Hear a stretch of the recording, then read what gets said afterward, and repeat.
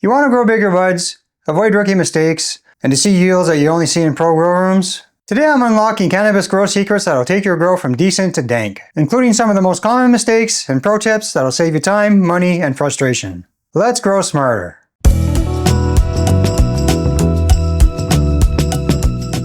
Germination is where your grow is won or lost. You want fresh, viable seeds, stable warmth, and a clean environment. Whether you're using the paper towel method, a rapid rooter, or even the can, moisture without saturation is key. Soak your seeds in water with a bit of kelp extract or even some aloe vera gel. It helps to soften up the shell and it encourages strong root development. Use a seedling mat to help keep the temperatures between 75 and 80 degrees Fahrenheit. Avoid direct light until sprouted. Keep them in the dark till the taproot pops.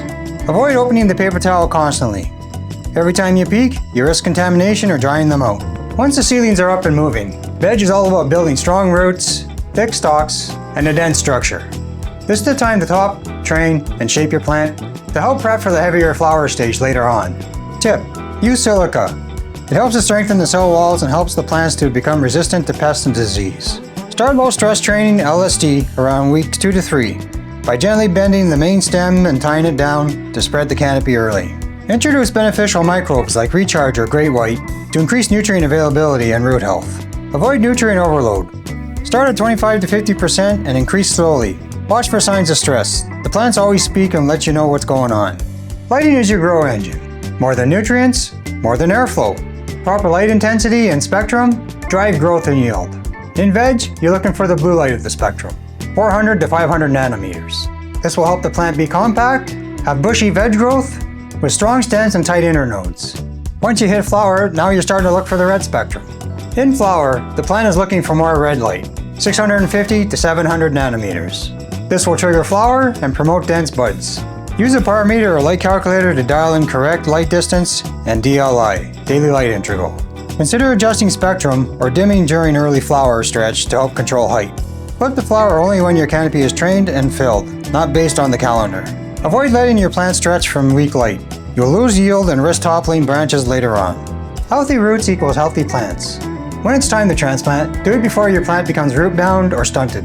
Test root balls with mycorrhizae during transplant to supercharge the root zone. Add extra aeration like perlite or rice hulls to your soil for better drainage and oxygen. Transplant in the early evening or before lights off to minimize transplant shock. Avoid compact soils or overwatering after transplant. Roots need oxygen just as much as they need water. This is when all your training begins to pay off. Flowering is about stability, airflow, and nutrient precision. Switch to bloom feed with higher phosphorus and potassium after the stretch ends. Lollipop the lower third of your plants for better light penetration and airflow, especially with scrog setups. Add a second layer of trellis if your colas are too tall. Avoid high humidity late in flower. It's the #1 cause of bud rot and powdery mildew. Trichomes are your ripeness indicator, not the breeder's timeline or how orange your hairs are. Check trichomes from mid-cola to lower branches, not just the top buds. Time your harvest based on your desired effects. More cloudy equals a head high, whereas more amber equals a body high. If unsure, harvest half early, half late. Compare results and learn what you prefer. Avoid waiting until all trichomes are amber. The THC is degrading at that point. You made it to harvest. Don't blow it now. Drying and curing are just as important as how you grow it. Use a sealed drying tent or a small room with a hygrometer and a small fan on the floor. Indirect airflow only. Trim off fan leaves before drying to reduce moisture load and avoid wet spots. Cure in mason jars and put a mini hygrometer in the jar. Aim for 58 to 62% relative humidity. Avoid fast drying your buds in a closet with a fan directly on your bud. You'll lose flavor, aroma, and smoothness. And there you have it, from seed to harvest. These are some cannabis care techniques that will level up your grow and maximize your yields. Leave a comment below with some of your most trusted techniques for growing cannabis. If this video helped you out, do me a favor. Hit the like button, subscribe, and hit the notification bell for grow gear and garden weekly updates. Grow smart, stay lifted, and until next time, peace.